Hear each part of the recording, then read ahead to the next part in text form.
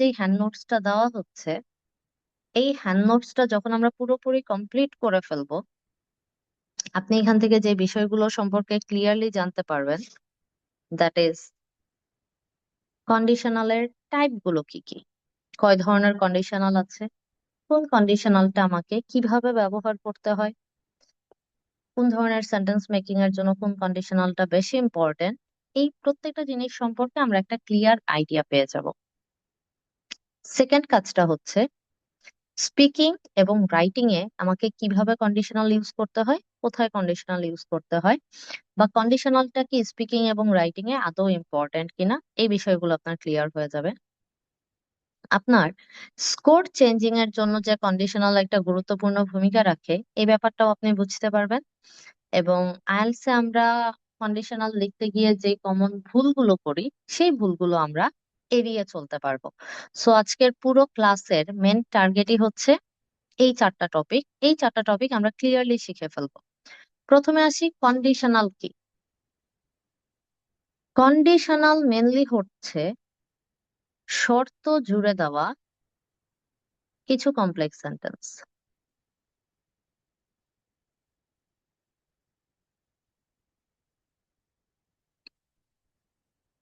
Conditional mainly এক ধরনের complex sentence, আর এই কমপ্লেক্স সেন্টেন্স গুলোর মধ্যে বিশেষ করে কন্ডিশন জুড়ে দেওয়া থাকে।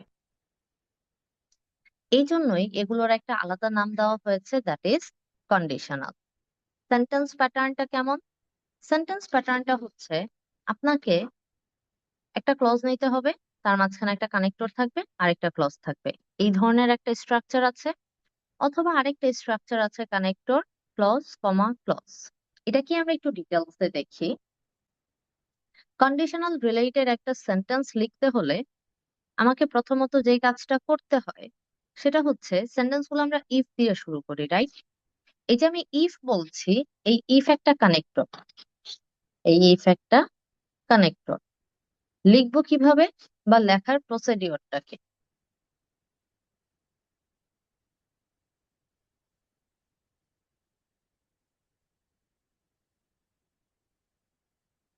ওকে, লেখার প্রসিডিওরটা আমরা একটু দেখে ফেলি যে লিখতে হবে কিভাবে। যেহেতু আমরা দুইটা স্ট্রাকচার দেখলাম, আমরা দুইটা স্ট্রাকচার দিয়ে লেখা শিখবো। প্রথমে আসি, যদি শুরুতে কানেক্টর তারপরে ক্লজ তারপরে ক্লজ থাকে, কানেক্টরের জায়গায় আমাকে নিতে হবে ইফ। ইফ এর পরবর্তী যে ক্লজ, এই ক্লজে আমাকে অ্যাপ্লাই করতে হবে কন্ডিশন। অর্থাৎ আমি যে শর্তটা দিতে যাচ্ছি সেই শর্তটা অপর ক্লজে আমাকে অ্যাপ্লাই করতে হবে রেজাল্ট। কোন রেজাল্ট? এই শর্ত পরিপূর্ণ হলে যা ঘটবে, দ্যাট ইজ মাই রেজাল্ট। চাইলে সেন্টেন্স স্ট্রাকচারটা আমরা চেঞ্জ করে লিখতে পারি, ক্লজ কানেক্টর ক্লজ, অর্থাৎ মাঝখানে থাকবে ইফ, ইফ এর ডান পাশে থাকবে কন্ডিশন, আর অপর পাশে থাকবে রেজাল্ট। অর্থাৎ এই কন্ডিশন ফুলফিল হলে যা ঘটবে সেটা থাকবে আমার অপর ক্লজে। এবার আমরা চাইলে ইফও ব্যবহার করতে পারি, আমরা চাইলে হোয়েনও ব্যবহার করতে পারি। কন্ডিশন অ্যাপ্লাই করার জন্য ইফ এবং হোয়েন দুইটাই ব্যবহার করা যায়, দুইটা ব্যবহার করাই যুক্তিসঙ্গত। এখানে আপনাকে সেই জিনিসটাই দেখানো হয়েছে, কন্ডিশনাল সেন্টেন্সের basic structure, that is if, if এর পরে কন্ডিশন, কন্ডিশনের পরে রেজাল্ট, অথবা ইফ, ইফ এর ডান পাশে কন্ডিশন, অপর পাশে রেজাল্ট। আমি চাইলে দুইটার যে কোনো স্ট্রাকচার কি করতে পারবো, অ্যাপ্লাই করতে পারবো। এবার আমরা কন্ডিশন গুলো দেখি। এই যে আমরা দেখলাম ইফ, ইফ এর পাশে কন্ডিশন, তার পাশে রেজাল্ট, অর্থাৎ যেটাকে আমরা বলতেছিলাম ইফ ক্লজ কমা ক্লজ। এখানে এই যে ইফ এর পরে দুইটা ক্লজ, এই দোনোটা ক্লজের ভার্ব থাকা ম্যান্ডেটরি, ভার্ব থাকতেই হবে, ভার্ব না থাকলে হবে না। কারণ হচ্ছে এই ভার্ব গুলোর উপরে ডিপেন্ড করে কন্ডিশনালের টাইপস গুলোকে তৈরি করা হয়েছে। অলমোস্ট 5 ধরনের কন্ডিশনাল সেন্টেন্স আছে। এই পাঁচটা যেই ধরন, এই 5টা ধরন তৈরি করাই হয়েছে এই দুইটা ক্লজে থাকা ভার্বের উপরে ডিপেন্ড করে। যার মধ্যে আমাদের প্রথম যে কন্ডিশনাল, যেটাকে আমরা বলতেছি জিরো কন্ডিশনাল। জিরো কন্ডিশনাল মানে হচ্ছে ইফ এর সাথে যে কন্ডিশনটা আমরা দিব, সেই কন্ডিশনে যে ভার্বটা থাকবে সেই ভার্বটাও থাকবে ভি ওয়ান ফরম্যাটে, অপর ক্লজে যে ভার্ব থাকবে সেই ভার্বটাও থাকবে V1 ফরম্যাটে। এবার কথা হচ্ছে এই যে জিরো ফরম্যাট বা জিরো কন্ডিশনাল, এই জিরো কন্ডিশনাল আমরা অ্যাপ্লাই করব কোন ধরনের সেন্টেন্সের জন্য? জিরো কন্ডিশনাল আমরা অ্যাপ্লাই করব জেনারেল ফ্যাক্টস এর জন্য। জেনারেল ফ্যাক্টস মানে কি? জেনারেল ফ্যাক্টস মানে হচ্ছে ইউনিভার্সাল ট্রুথ।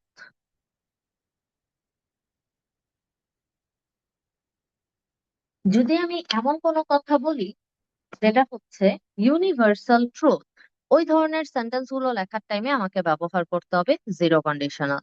যদি আমরা এমন কোনো সেন্টেন্স বলি যেটা সাইন্টিফিক্যালি ট্রুথ বা সাইন্টিফিক্যালি প্রুভেন, ওই ধরনের সেন্টেন্স গুলোর জন্য আমাকে ব্যবহার করতে হবে জিরো কন্ডিশনাল। ঠিক আছে? Always true, scientifically proven, general fact, এই তিন ধরনের স্টেটমেন্টের ক্ষেত্রে আমাকে ব্যবহার করতে হবে জিরো কন্ডিশনাল। জিরো কন্ডিশনাল মানে কি? ইফ এর সাথে ভার্ব ওয়ান হলে অপর ক্লজেও ভার্ব ওয়ান। চাইলে আমরা এটা একটু ঘুরায় লিখতে পারি। আমরা বলতে পারি অপর ক্লজে ভার্ব ওয়ান, তার সাথে ইফ,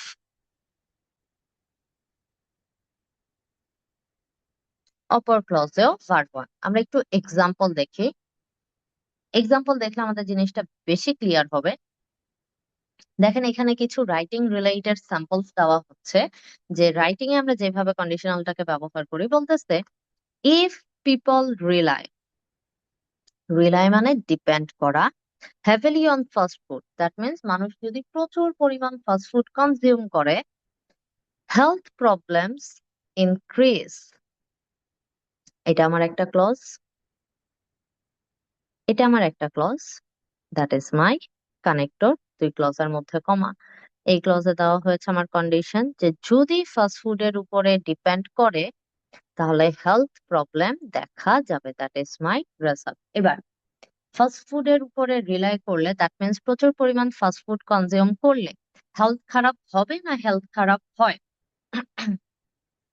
হেলথ খারাপ হয়, এই জন্যই বলছে ইনক্রিজ। দ্যাট মিনস ইফ এর সাথে ভার্ব ওয়ান, অপর ক্লজেও ভার্ব ওয়ান। এটার মানেটা কি? এটার মানে হচ্ছে দেখেন, আমি একজন মানুষ, আমি যদি প্রচুর পরিমাণ ফাস্ট ফুড খাই, আমার জন্য এটা স্বাস্থ্যজনিত সমস্যা তৈরি করবে। আপনি একজন মানুষ, আপনি যদি প্রচুর পরিমাণ ফাস্ট ফুড কনজিউম করেন, এটা আপনার জন্য স্বাস্থ্যজনিত সমস্যা তৈরি করবে। অর্থাৎ বিশ্বের যেই কোনো প্রান্তের যেই কোনো মানুষ যদি প্রচুর পরিমাণ ফাস্ট ফুড কনজিউম করে, তাহলে এটা তার স্বাস্থ্যের ঝুঁকি তৈরি করবে। তাহলে এই যে একটা স্টেটমেন্ট যেটা পৃথিবীর সবার জন্য সত্য, অতীতেও সত্য ছিল, বর্তমানেও সত্য এবং ভবিষ্যতেও জিনিসটা কি হবে? সত্য হবে। এই ধরনের স্টেটমেন্ট গুলো লেখার টাইমে ইফ এর সাথে যে সেন্টেন্স, এই সেন্টেন্সটা আমাকে লিখতে হবে প্রেজেন্ট সিম্পলে, অর্থাৎ ভার্ব হিসেবে ব্যবহার করতে হবে V1। অপর যে ক্লজ ওইটাও আমাকে লিখতে হবে প্রেজেন্ট সিম্পলে, অর্থাৎ ভার্বের জায়গায় আমাকে ব্যবহার করতে হবে V1। আমরা আরেকটা এক্সাম্পল দেখি। দেখেন বলতেছে if public transport is unreliable, যদি পাবলিক ট্রান্সপোর্ট ভরসাযোগ্য না হয়, পিপল প্রিফার প্রাইভেট ভেহিকলস। ঠিক আছে? তাহলে দোনোটা ক্লজে ভার্ব ওয়ান কোন ধরনের সেন্টেন্সের জন্য? অলওয়েজ ট্রুথ, সাইন্টিফিক্যালি প্রুভেন, এই ধরনের স্টেটমেন্টের জন্য। আমরা যদি আরেকটা এক্সাম্পল দেখি, স্পিকিং এর কিছু এক্সাম্পল দেখি। বলতেছে when the weather is very hot I prefer to stay indoor, আমি বাইরেই থাকতে পছন্দ করি।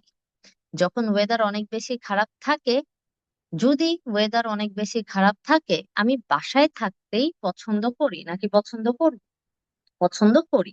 তার মানে যেটা আমার জন্য একটা জেনারেল ট্রুথ, এই ধরনের জায়গায় আমাকে ইফ এর সাথে ভার্ব ওয়ান লিখতে হবে, অপর ক্লজেও ভার্ব ওয়ান লিখতে হবে। বুঝছি না বুঝি নাই? ওকে। কারো যদি কোনো কোশ্চেন থাকে আমাকে একটু কোশ্চেন গুলো করবেন।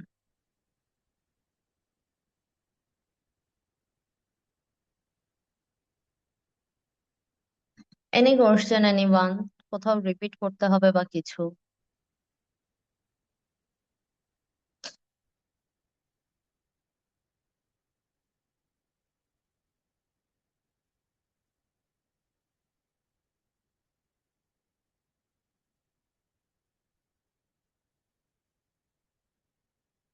ওকে, ভেরি গুড। তাহলে let's move to the next one.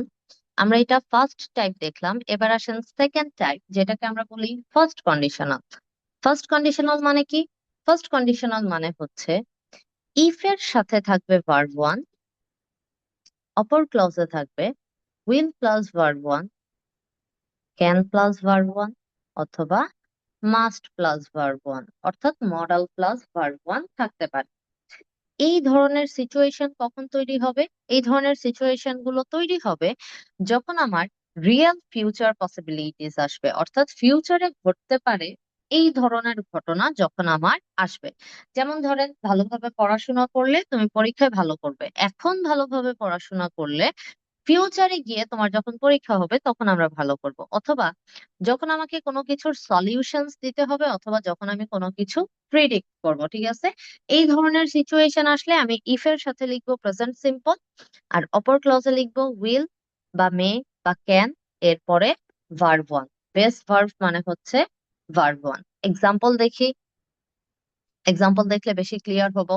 দেখেন এখানে লেখা আছে, if governments invest in public transport, government যদি পাবলিক ট্রান্সপোর্টে ইনভেস্ট করে, আমার এখন ইনভেস্ট করলে এখনই কি ট্রাফিক জ্যাম কমে যাবে? না, এখন ইনভেস্ট করলে হয়তোবা 1 মাস পরে বা 2 মাস পরে গিয়ে ট্রাফিক জ্যামটা কমে যাবে। এই যে ঘটনাটা ঘটবে কখন? ফিউচারে ঘটবে। এটাকে বলতেছে traffic consumption will decrease, traffic consumption will decrease, consumption means jam, এখানে ট্রাফিক জ্যামের কথা বলা হচ্ছে। কিন্তু এটা সব সময়ের জন্য সত্য না। ধরেন আপনি পাবলিক ট্রান্সপোর্টে খরচ করলেন, কিন্তু তারপরও জ্যাম কমলো না, তখন দ্যাট মিনস এই ঘটনাটা ঘটতেও পারে, নাও ঘটতে পারে। এটা একটা চিরন্তন সত্য না। এটা বর্তমানের জন্য সত্য হইলেও ফিউচারের জন্য হয়তোবা সত্য নাও হইতে পারে। তাহলে যখন এমন কথাগুলো আসবে বা যখন এমন ধরনের স্টেটমেন্ট আসবে যেটা অ্যাকচুয়ালি সবার জন্য সত্য না, যেটা হয়তোবা কারো কারো জন্য সত্য, কারো কারো জন্য সত্য না, যেটা হয়তোবা বর্তমানের জন্য সত্য হইতে পারে, ফিউচারের জন্য সত্য নাও হইতে পারে, বা যেটা বর্তমানে সত্য হইতে পারে অতীতে হয়তোবা ঘটনাটা সত্য ছিল না, এই ধরনের ঘটনা যেটা সত্যি কিন্তু সবসময়ের জন্য সত্যি না, যেটা সত্যি সবার জন্য সত্যি না, এই ধরনের যেই সেন্টেন্স গুলো আছে, এই ধরনের সেন্টেন্স গুলো আমাকে লিখতে হবে ফার্স্ট কন্ডিশনালে, অর্থাৎ যেখানে আমি ব্যবহার করব ইফ এর সাথে ভার্ব ওয়ান, অপর ক্লজে ক্যান প্লাস ভার্ব ওয়ান, অথবা উইল প্লাস ভার্ব ওয়ান। আমরা কি ফার্স্ট কন্ডিশনালটা চিনতে পারছি? যদি কারো কোনো কোশ্চেন থাকে অবশ্যই করে রাখবেন, আমি যখনই চেক করব তখনই আমি জিনিসগুলোকে প্রয়োজন হলে আরেকবার রিপিট করে দিব, ঠিক আছে? ওকে, আমরা রাইটিং এ একটা এক্সাম্পল দেখলাম, এবার আমরা স্পিকিং এ একটা এক্সাম্পল দেখি। দেখেন এখানে বলতেছে, if the exam is postponed. Postponed মানে কি? আজকের জন্য থামিয়ে দেওয়া, এক্সামটাকে হল্ড করে দেওয়া, পরবর্তী অন্য কোনো দিন আমাদের এক্সামটা হবে। তাহলে বলতেছে যে if the exam is postponed, যদি আজকে এক্সামটাকে পোস্টপন্ড করে দেওয়া হয়, I will feel more relaxed, আমি হয়তোবা অনেক বেশি রিল্যাক্স ফিল করব। এবার হয়তোবা পোস্টপন্ড করার পরে আমি রিল্যাক্স ফিল করতেও পারি, নাও করতে পারি, হতে পারে অন্য কোনো সমস্যা চলে আসতে পারে। তো ঘটনাটা ঘটতেও পারে, নাও ঘটতে পারে, অলওয়েজ এর জন্য সত্য না। এই ধরনের স্টেটমেন্ট গুলো আমাকে লিখতে হবে ফার্স্ট কন্ডিশনালে। আরেকটা এক্সাম্পল পড়ি, বলতেছে if I manage my time well, যদি আমি আমার টাইম গুলোকে ভালোভাবে ম্যানেজ করি, I can balance study and work, আমি আমার পড়াশোনা এবং স্টাডি, আমি আমার পড়াশোনা এবং আমার জব দুইটাকেই কি করতে পারবো? ব্যালেন্স করতে পারবো, ঠিক আছে? Okay, now let's move to the third one, that is second conditional. Second conditional মানে কি? সেকেন্ড কন্ডিশনাল মানে হচ্ছে ইফ এর সাথে আমরা দেখবো ভার্ব টু, অপর ক্লজে আমরা দেখবো, সরি একটা মিনিট,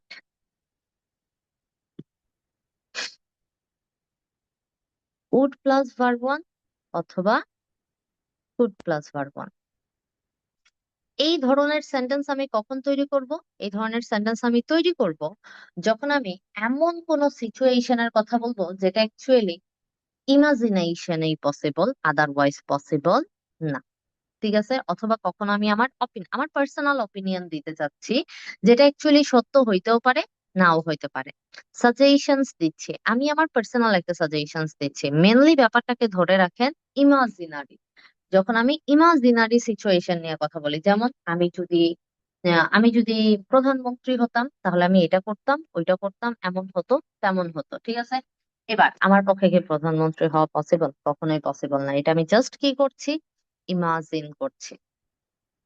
তাহলে এরকম ইমাজিনারি কোনো সিচুয়েশন নিয়ে যদি আমি কথা বলি, যেটা অ্যাকচুয়ালি ঘটাটা একটু কঠিন, একদম যে ঘটতেই পারে না এরকম না, বাট ঘটাটা অনেক কঠিন, অনেক কঠিন, অলমোস্ট 99% ইম্পসিবল। তো অলমোস্ট 99% ইম্পসিবল এই ধরনের যে ইমাজিনারি সিচুয়েশন আছে, এগুলোর জন্য আমরা ব্যবহার করব সেকেন্ড কন্ডিশনাল, যেখানে ইফ এর সাথে থাকবে ভার্ব টু, অপর ক্লজে থাকবে উড প্লাস ভার্ব ওয়ান অথবা কুড প্লাস ভার্ব ওয়ান। একটু খেয়াল করেন কি বলতেছে। If companies allowed remote work, productivity would improve. কোম্পানিগুলো যদি রিমোট ওয়ার্ককে সাপোর্ট করে বা অ্যালাউ করে বা অ্যাকসেপ্ট করে, এখন আপনারা অনেকেই বলতে পারেন, আপু আপনি তো বললেন ইমাজিনারি, কিন্তু এখন তো অনেক জায়গাতেই রিমোট ওয়ার্ক হচ্ছে। ওকে ভাইয়া, এবার আপনি একটু চিন্তা করেন, আপনি চাইলেই কি আপনার কোম্পানিতে রিমোট ওয়ার্ক করা শুরু হয়ে যাবে? হ্যাঁ, অনেক জায়গায় আছে, ইন্টারন্যাশনালি অনেক প্ল্যাটফর্মে আছে, বাট সব জায়গায় কিন্তু নাই। বাংলাদেশের কয়টা জায়গায় আপনি দেখতে পাচ্ছেন যে রিমোট ওয়ার্ক আছে? সব জায়গার জন্য নাই, বাট আপনি বলতেছেন যদি কোম্পানিগুলো, দ্যাট মিনস সবগুলো কোম্পানি যদি রিমোট ওয়ার্কিংটা সাপোর্ট করতো, তাহলে প্রোডাক্টিভিটি আরো অনেক বেশি কি করতে পারতো, ইমপ্রুভ করতে পারতো। এখন আপনি কি ড্যাম শিওর যে রিমোট ওয়ার্ক দিলে ইমপ্রুভ করবে? করতেও তো পারে, নাও তো করতে পারে, তাই না? সো এটা আপনার ইমাজিনেশন বা আপনার একটা পার্সোনাল অপিনিয়ন। ঠিক আছে? তো এই যে আপনার ইমাজিনেশন বা আপনার একটা পার্সোনাল অপিনিয়ন, এই ধরনের সেন্টেন্স গুলোতে দেখেন এখানে ব্যবহার করছে allowed, that is V two. যদি করতো তাহলে হতো, that is would plus verb one, বা হতে পারতো কুড প্লাস ভার্ব ওয়ান। আমি চাইলে কুড প্লাস ভার্ব ওয়ানও নিতে পারি অথবা কুড প্লাস ভার্ব ওয়ানও নিতে পারি। আমি অলমোস্ট তিনটে টপিক পড়িয়ে ফেলেছি। এর মধ্যে যদি কারো কোনো কোশ্চেন থাকে একটু করতে পারেন।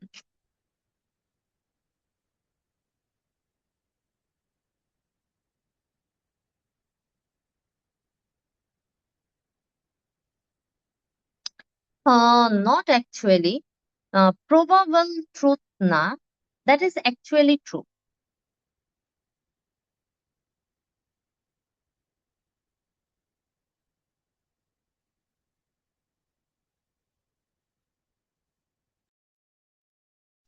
যারা ফার্স্ট ইয়ার গুলো মিস করে ফেলেছি, কোনো টেনশন নাই, আপনারা জয়েন করতে থাকেন। আমি যদি লাস্টের দিকে সময় পাই আমি অবশ্যই রিপিট দিয়ে দিব, তাছাড়াও আপনারা রেকর্ড পেয়ে যাবেন। বাট রেকর্ডের জন্য অবশ্যই আমাদের পেজে কমেন্ট করতে হবে, ঠিক আছে? ওকে, পেজে কমেন্ট করতে হবে, প্লাস ইউটিউবেও সার্চ করতে হবে, কারণ মেইনলি আমরা রেকর্ডটা আমাদের গ্রুপেও শেয়ার করব, আগে শেয়ার করব ইউটিউবে।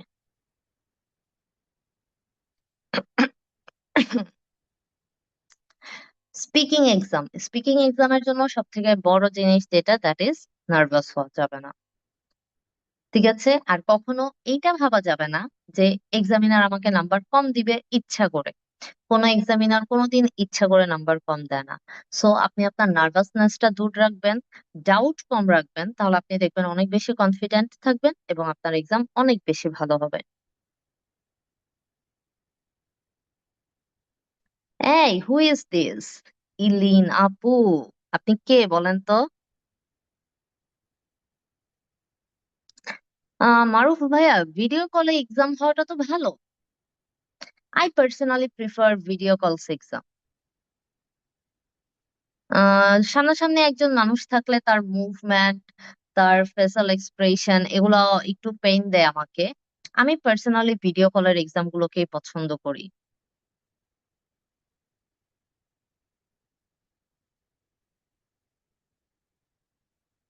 আচ্ছা, এই যে স্যামসাং SM A0255F, এটা কে আমাকে একটু বলবেন যে আপনি কি আমাদের কোচিং এর কোনো স্টুডেন্ট বা কেউ?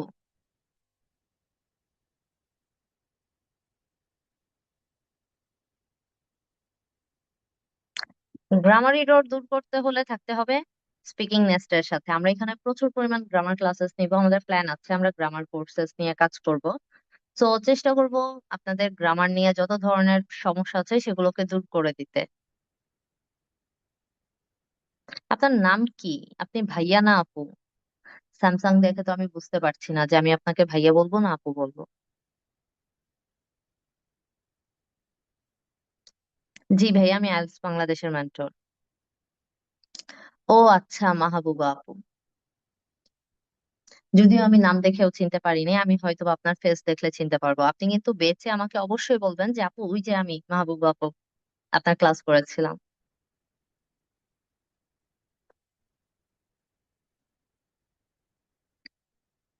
ওকে, অনেক কথাবার্তা বলে ফেলেছি, আসল কথা বলেন যে আমরা যতটুকু করেছি ততটুকু কি আমরা বুঝতে পেরেছি কিনা।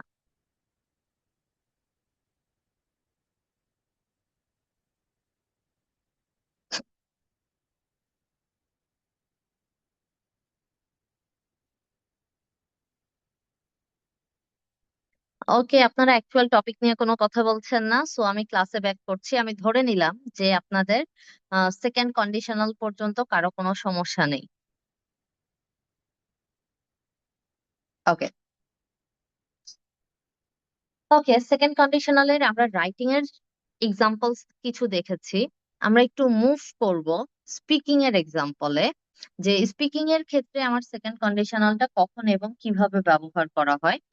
খেয়াল করেন, বলতেছে if I war financially independent. ধরেন বর্তমানে আমি ফাইন্যান্সিয়ালি ইন্ডিপেন্ডেন্ট না, এবং আমি পরিশ্রম করতেছি, বাট আমি ওই পরিমাণ আর্ন করতে পারি না, but I am assuming or I am কি বলে এটাকে, আই এম রেজলিউটিং দ্যাট যে যদি আমি অনেক বেশি আর্ন করতে পারি এবং কোনোদিন যদি আমার এত পরিমাণ টাকা হয় যে আমি ফাইন্যান্সিয়ালি ইন্ডিপেন্ডেন্ট হয়ে যাই, I would start my own business. আমি আমার নিজের ব্যবসা কি করব, শুরু করব।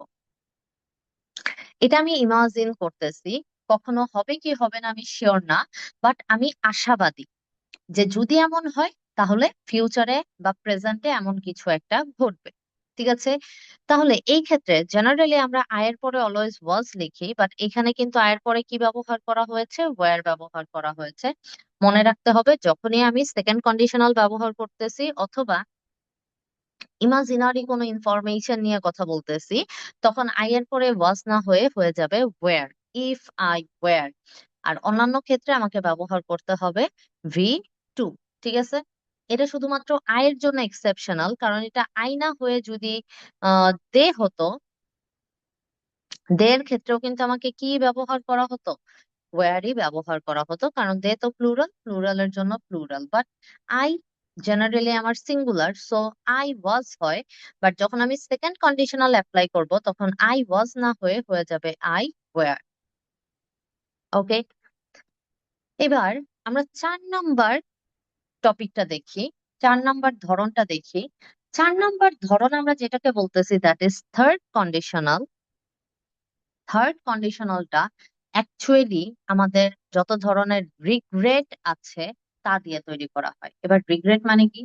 রিগ্রেট মানে হচ্ছে ধরেন এমন কোনো ঘটনা যেটা অতীতে ঘটে গেছে, বাট আমি চাইতেছি যে এটা যদি এইভাবে না ঘটে ওইভাবে ঘটতো, তাহলে হয়তো বা আমি এমন কিছু করতে পারতাম।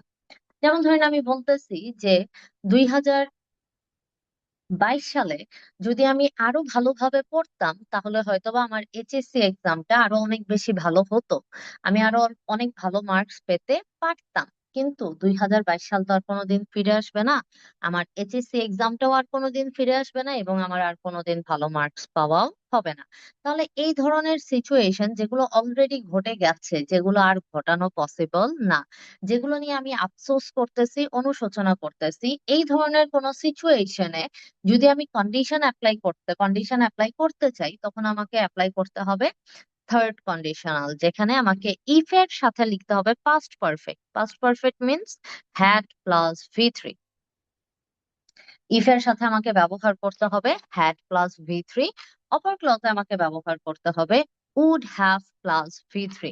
যেখানে পাস্ট পার্টিসিপল লিখে দিয়েছে, এই পাস্ট পার্টিসিপল গুলোর মানে হচ্ছে ভি থ্রি ফর্ম, ভার্বের ভি থ্রি ফর্ম। এবার ভার্বের ভি থ্রি ফর্ম মানে কি?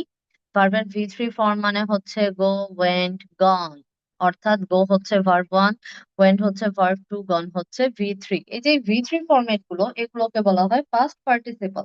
তাহলে থার্ড কন্ডিশনাল মানেই হচ্ছে রিগ্রেট। ঠিক আছে, থার্ড কন্ডিশনাল মানেই হচ্ছে রিগ্রেট। যখনই আমি কোনো কিছু নিয়ে রিগ্রেট করব, সেখানেই আমাকে ব্যবহার করতে হবে থার্ড কন্ডিশনাল, যে যদি এটা এমন না হয়ে অমন হতো তাহলে হয়তোবা আমার জন্য এটা বেশি ভালো হতো, বাট এখন তো আর চেঞ্জ করা পসিবল না। কিছু এক্সাম্পলস দেখি।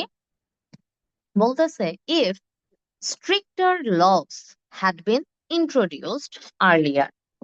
If stricter laws had been introduced earlier. অনেকে ভাবতে পারেন, আপু আপনি তো এইমাত্র বললেন হ্যাড প্লাস ভি থ্রি থাকবে, কিন্তু আমি তো এখানে দেখতে পাচ্ছি had plus been plus V three আছে, এইটা কিভাবে হলো? এটা প্যাসিভ স্ট্রাকচার থেকে এসেছে, এটা গ্রামারের আরো একটা রুল। এখানে পাস্ট পারফেক্টই ব্যবহার করা হয়েছে, বাট পাস্ট পারফেক্টের প্যাসিভ ব্যবহার করা হয়েছে। পাস্ট পারফেক্ট টেন্সের প্যাসিভ, যেটাকে আমরা অ্যাকচুয়ালি ভয়েস বলি, প্যাসিভ ভয়েস। ভয়েস নিয়ে কথা বলতে গেলে এখন অনেক লেন্দি হয়ে যাবে, কারণ ভয়েসটা হচ্ছে গ্রামারের কমপ্লিটলি আরেকটা ডিপার্টমেন্ট, হিউজ একটা পড়াশোনা। সো আমরা ভয়েসের দিকে যাচ্ছি না, জাস্ট এতটুকু জেনে রাখেন এটা পাস্ট পারফেক্ট এর প্যাসিভ। সো ইফ এর সাথে ব্যবহার করা হয়েছে পাস্ট পারফেক্ট, অপর ক্লজে আমাকে ব্যবহার করতে হবে would have plus V three. বলতেছে this problem would not have worsened, এই যে would have worsened, would have plus v3, would have plus v3, আর যেহেতু এখানে একটা নেগেটিভিটি আসছে এই জন্য নট অ্যাপ্লাই করা হয়েছে, অর্থাৎ স্টেটমেন্টটাকে নেগেটিভে কনভার্ট করা হয়েছে। আরেকটা এক্সাম্পল দেখি। বলতেছে,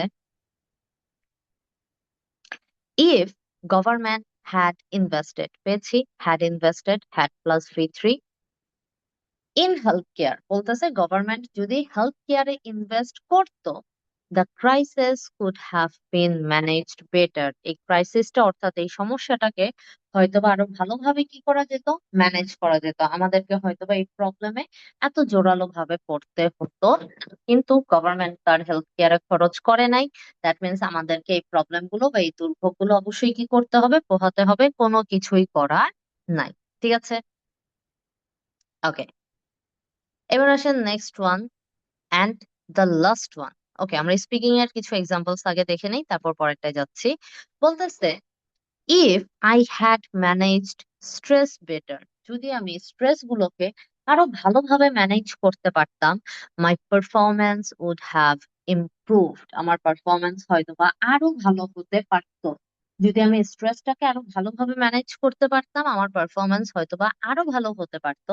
কিন্তু যেহেতু আমি স্ট্রেস ভালোভাবে ম্যানেজ করতে পারিনি, দ্যাট মিনস আমি নার্ভাস হয়ে গিয়েছিলাম এবং আমার এক্সামও কি করেছে, কলাপস করেছে। ঠিক আছে, তাহলে এই জিনিসপত্রগুলো, এই যে দেখেন আমি যতটা এক্সাম্পল দিয়েছি, এই প্রত্যেকটা কিন্তু আপনার রাইটিং এর এবং স্পিকিং এর দোনোটারই টপিক বেসড এক্সাম্পল। এবং আমি এক্সাম্পল একটা দুইটা রাখি নাই, আমি প্রত্যেকটার সাথে পাঁচটা পাঁচটা করে এক্সাম্পলস রেখেছি। আমি একটা দুইটা করে আপনাকে দেখিয়ে দিচ্ছি, বাকিগুলো আপনার কাজ, আপনি বাসায় বসে বসে পড়বেন। মনে রাখবেন, স্পিকিং এর জন্য কন্ডিশনাল ইজ মাস্ট। একমাত্র কন্ডিশনালি পারবে আপনার স্পিকিং এর ব্যান্ড স্কোরকে 6.5 থেকে 7-এ কনভার্ট করতে, আদারওয়াইজ পসিবল না। আপনি যদি আপনার পুরো স্পিকিংটাতে, অর্থাৎ 20 মিনিটের যে স্পিকিং, এই পুরো স্পিকিংটাতে লিস্ট 3 থেকে 4 ধরনের কন্ডিশনালের অ্যাপ্লিকেশন যদি দেখাই দিয়ে আসতে পারেন একদম অ্যাপ্রোপ্রিয়েটলি অ্যান্ড অ্যাকুরেটলি, আপনাকে স্পিকিং এ 7 পাওয়া থেকে কেউ আটকায় রাখতে পারবে না। My challenge.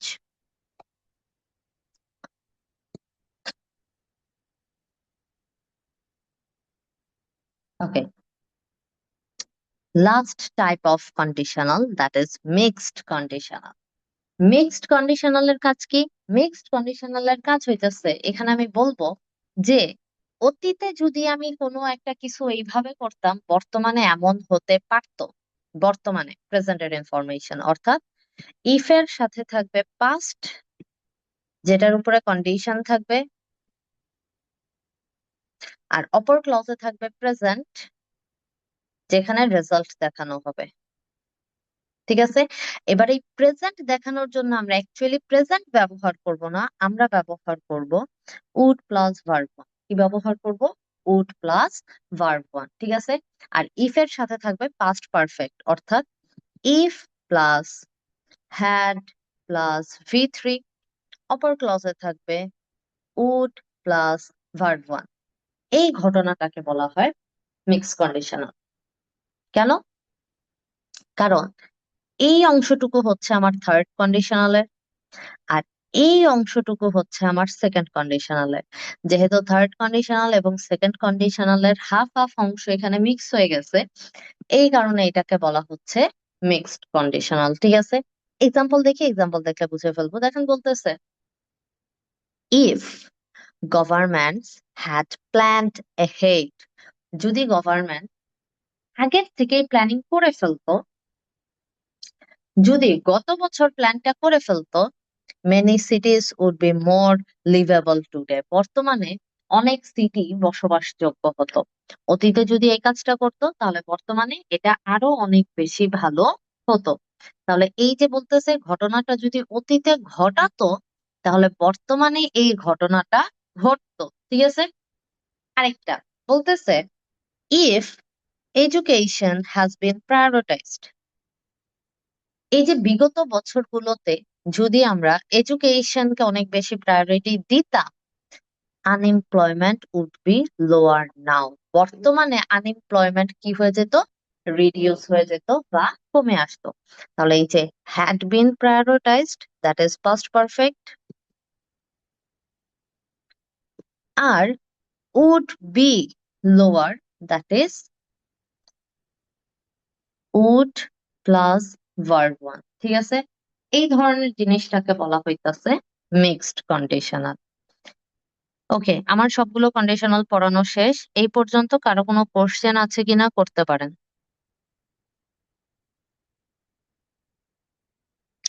কন্ডিশনাল রিলেটেড কারো কোনো জিজ্ঞাসা থাকলে জিজ্ঞাসা করতে পারেন, আমি আপনাদের কোশ্চেন গুলো চাচ্ছি।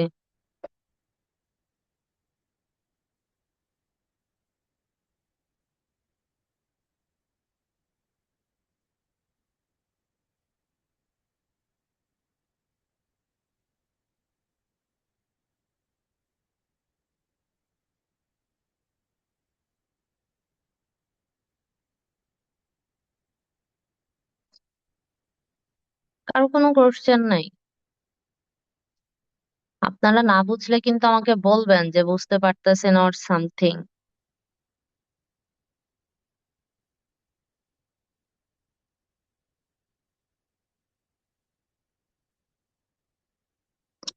ওকে, যেহেতু কারো কোনো কোশ্চেন নাই তাহলে আমি আমার পড়ায় ব্যাক করি। ওকে, থার্ড কন্ডিশনালটা আমি তাহলে আরেকবার রিপিট করে দিব।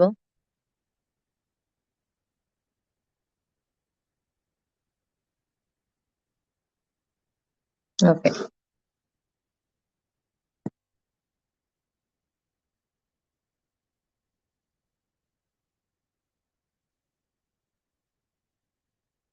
থার্ড কন্ডিশনালে আমি বলেছিলাম যে থার্ড কন্ডিশনালের পুরো ঘটনাটাই অলরেডি অতীতে ঘটে গিয়েছে, কিন্তু আমি বলতেছি অতীতে ঘটনাটা যেভাবে ঘটেছে ওইভাবে না ঘটে যদি অন্যভাবে ঘটতো। যেমন ধরেন,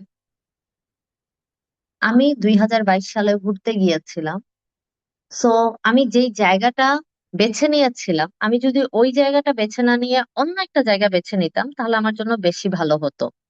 বাট আমি তো অ্যাকচুয়ালি ঘুরে চলেই আসছি, এখন যেই জায়গাটা আমি ঘুরে চলে আসছি ওইটা তো আর চেঞ্জ করা পসিবল না, তাই না?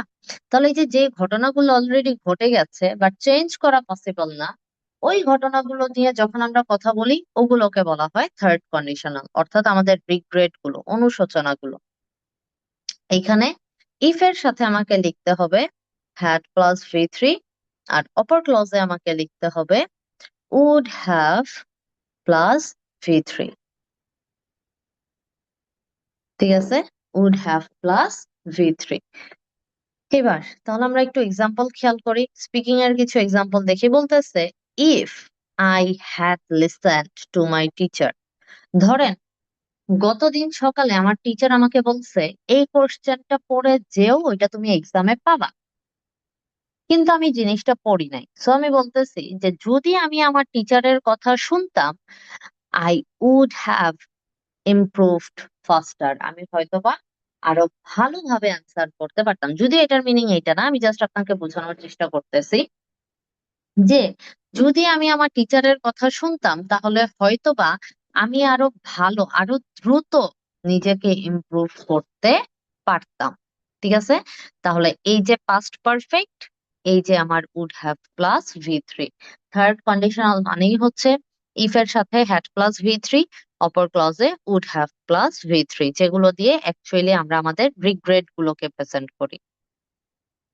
এক্সাম্পলস গুলো দেওয়া আছে, বাসায় বসে বসে পড়বো। এবার একটু খেয়াল করেন, আমি আপনাদেরকে কিছু জিনিস দেখাবো। ধরেন আমি বলতেছি if it does not rain for a long time,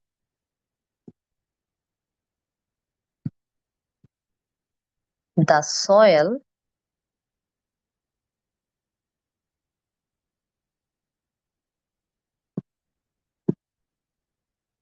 dash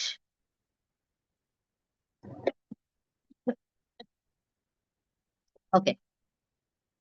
এই বিকামের অ্যাকচুয়াল ভার্বের ফর্মটা আমাকে এখানে বসাইতে হবে।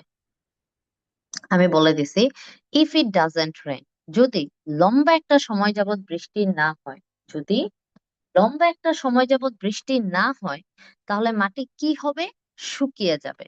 তাহলে আমরা জেনারেলি লিখি the soil will become dry, but this is wrong. কেন রং? কারণ এটা একটা চিরন্তন সত্য কথা। বর্তমানে যদি একটা লম্বা সময় পর্যন্ত বৃষ্টি না হয়, তাহলে মাটি শুকায় যাবে। অতীতে যদি একটা লম্বা সময় পর্যন্ত বৃষ্টি না হতো, তাহলেও মাটি শুকায় যেত।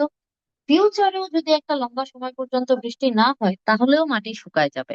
দ্যাট মিনস এটা আমার একটা চিরন্তন সত্য কথা। তাহলে চিরন্তন সত্য কথা হলে আমরা পড়ে আসছিলাম ইফ এর সাথে ভার্ব ওয়ান, অপর ক্লজেও ভার্ব ওয়ান, তাহলে এখানে আমাকে বসাইতে হবে ভার্ব ওয়ান। দ্যাট মিনস এখানে আমার হবে দ্য সয়েল বিকাম।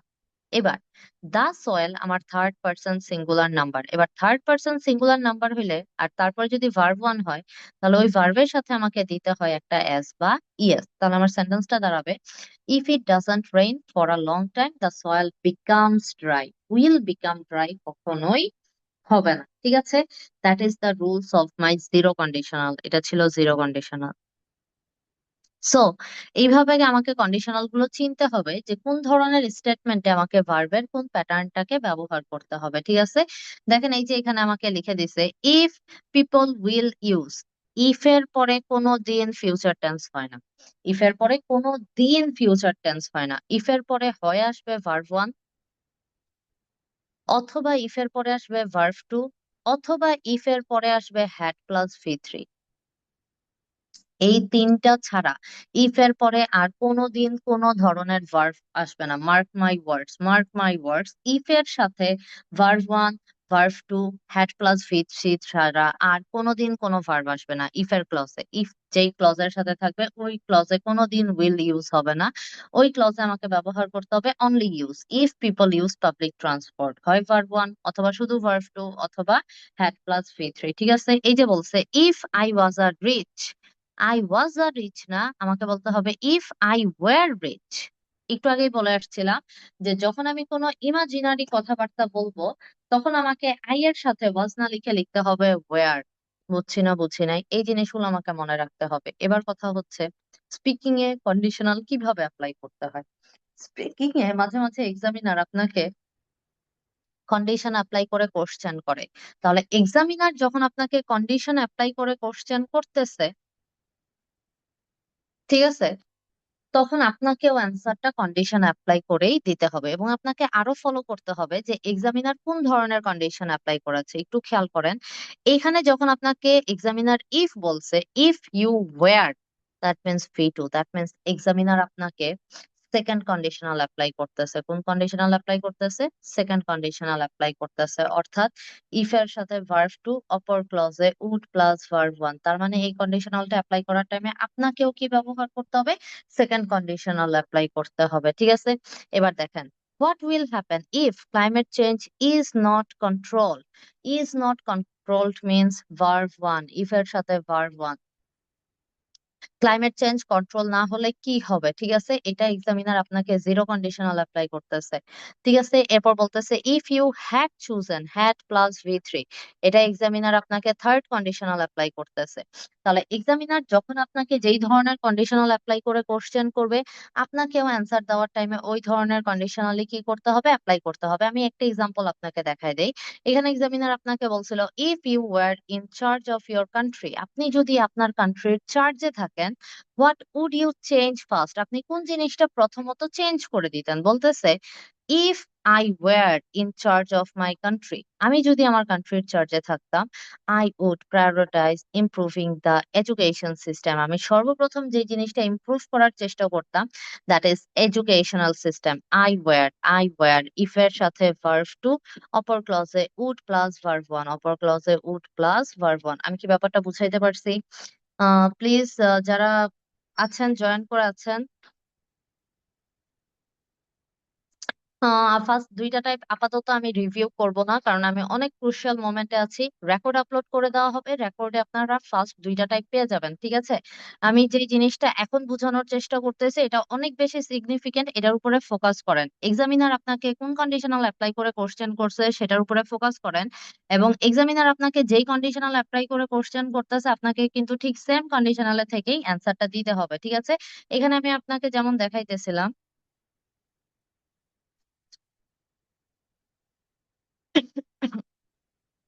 এখানে যেমন আমি আপনাকে দেখাইতেছিলাম যে এখানে এক্সামিনার সেকেন্ড কন্ডিশনাল অ্যাপ্লাই করছে, সো আমি যখন অ্যান্সারটা দিতেছিলাম আমার পুরো ফোকাসটা কিন্তু সেকেন্ড কন্ডিশনালের উপরেই ছিল, ঠিক আছে। এই যে দেখেন বলতেছে if school focused, that is V2, if এর সাথে ভার্ব টু, ইফ এর সাথে verb two, students would be better prepared, that is would plus verb one. পুরো অ্যান্সারটা কিন্তু আমাকে সেকেন্ড কন্ডিশনালেই দিয়ে দেওয়া হয়েছে, ঠিক আছে। এরকম করে কোশ্চেন টু এর আনসার, কোশ্চেন থ্রি এর আনসার আমি আপনাদেরকে প্রিপেয়ার করে দিয়ে দিয়েছি। আপনারা বাসায় এই দুইটা পড়বেন, ঠিক আছে। পড়ে নিজেরা স্পিকিং এর যে কোনো একটা কন্ডিশনাল রিলেটেড কোশ্চেন নিবেন, ওই কোশ্চেনটার অ্যান্সার প্রিপেয়ার করে আমাকে এই ক্লাস লিংকে কমেন্ট বক্সে দিয়ে দিবেন। আমি আপনাদের অ্যান্সার গুলো দেখবো, ঠিক আছে, যে কারটা কত সুন্দর হয়েছে। ওকে, এবার আমরা একটু রাইটিং এর ক্ষেত্রে ফোকাস করি। রাইটিং এ আমি অলমোস্ট আপনাদের অনেকগুলো এক্সাম্পল দেখাইছি, তাও লাস্টলি আরেকটা এক্সাম্পল দেখিয়ে দেই। বলতেছে if this issue had been addressed, এখানে অ্যাড্রেস মানে কিন্তু কারো ঠিকানা বুঝানো হয় নাই, অ্যাড্রেস মানে সলভ করা, কোনো কিছুর সমাধান দেওয়া,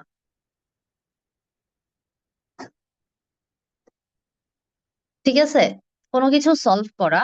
সো এখানে বোঝানো হইতাছে if this issue had been addressed earlier, the current situation would be less severe, had plus V3, that means my third conditional অপর ক্লজে হবে উড বি লেস সিভিয়ার, ঠিক আছে। এটা আমাকে মিক্স কন্ডিশনাল দেখানো হয়েছে, অর্থাৎ এখানে আমাকে দেখানো হয়েছে পারফেক্ট, আর অপর ক্লজে দেখানো হয়েছে বলতেছে অতীতে যদি আমি এটা করতাম তাহলে বর্তমানে এই ধরনের ঘটনা ঘটতো। কারেন্ট বলছে, দেখছেন, কারেন্ট সিচুয়েশন বোঝানোর চেষ্টা করা হইতাছে।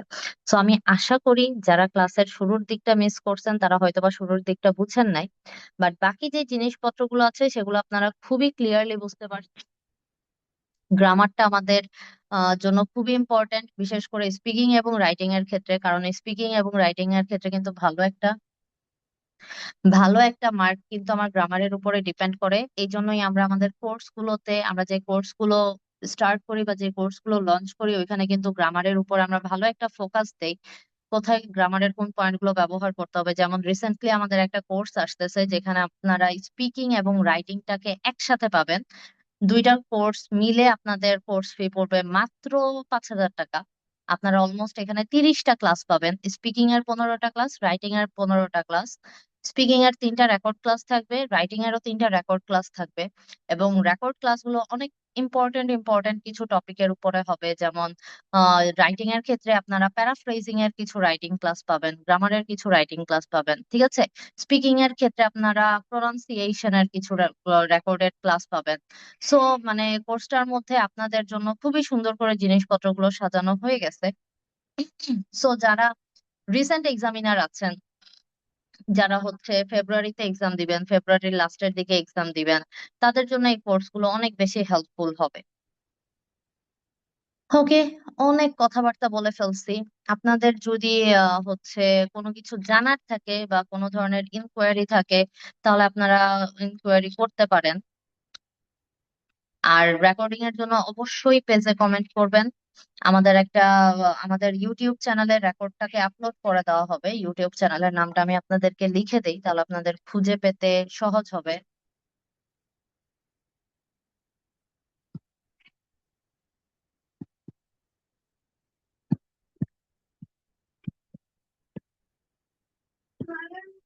আইএলটিএস বাই সুমাইয়া জেরিন লিখে সার্চ দিলেই আপনারা ইউটিউবে আমাদের ইউটিউব চ্যানেলটা পেয়ে যাবেন।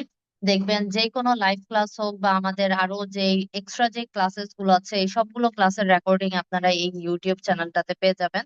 খুব ইজিলি আপনারা ওই ক্লাসগুলো করতে পারবেন। আশা করি প্রত্যেকটা ক্লাসে আপনাদের জন্য অনেক বেশি হেল্পফুল হবে। ওকে, তাহলে যদি কারো কোনো জিজ্ঞাসা না থাকে, আমরা ক্লাস এখানেই শেষ করতেছি।